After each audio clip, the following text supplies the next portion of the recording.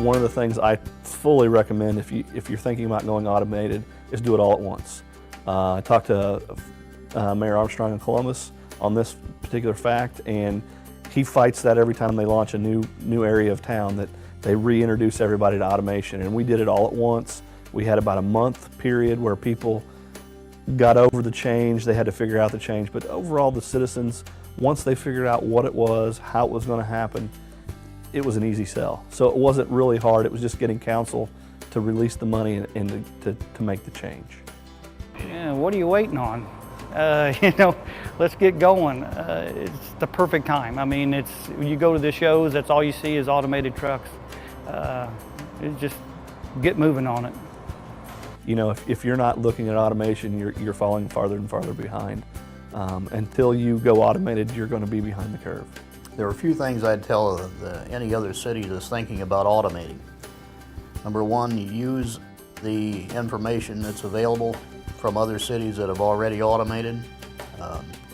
Communicate to the residents what you're going to do. Don't hesitate. Get on the bandwagon and go with it. It's only going to be better for the future.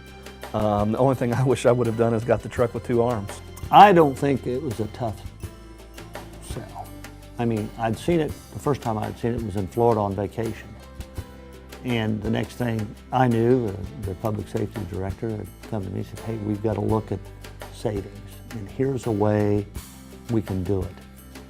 To make a long story short, we had public meetings, we showed people the toter. Yes, you have your people that, oh my goodness, that weighs too much and there's no way I can maneuver this thing. Well, here, touch it, feel it, look at it, play with it, tell us your problem.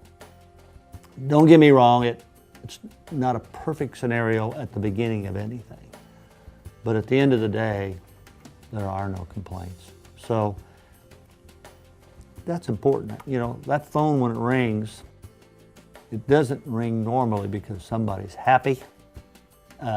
So when it doesn't ring at all, that makes me happy. But I think that automation will be a standard going forward because due to the fact that there's just so much less exposure to an employee, hazards to the job, and it's so much more cost efficient.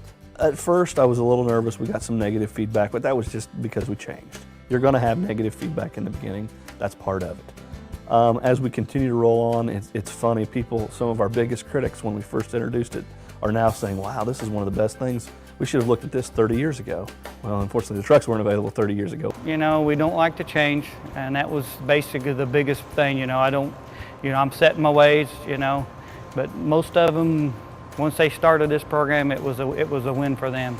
We had a complete education program, a nice rollout. Took a couple months to really educate the public on it, and it's been smooth ever since. Have your public meetings. Make sure people know the product, can see the product before you purchase the product.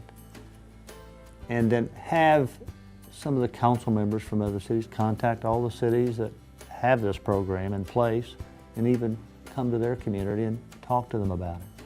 But I guarantee you, at the end of the day, when they do purchase the products, both trucks and the toter, it's going to be one of the best days they've ever had. It just reduces the number of complaints and injuries to nothing. I didn't think we were ahead of the curve, but now looking at it, more and more cities are going this way. We're ahead of the budget cuts that are going on right now. The state's facing those all over the state. We were fortunate we didn't lose a lot in the budget cuts, but we planned things to make it happen. This is one of them. This early on savings of $150,000 to $200,000 a year sure doesn't hurt things when budgets are tight. So yes, it is a risk to go ahead and invest some big money up front. You spread it out over time and you make it happen, and it saves you money in the long run. You can't visit too many other cities that have done it. Go observe their operations. Talk to the drivers, talk to everybody involved with it, see what they did that was right, see what they did what was wrong. Take everything together and then consider it for your own program because every city's a little bit different how they operate. I'm telling you, I'm so thrilled.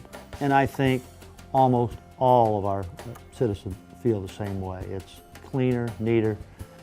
I can't describe the way I probably should how good the city has been about this. Even when times are bad, the trash sanitation service is important.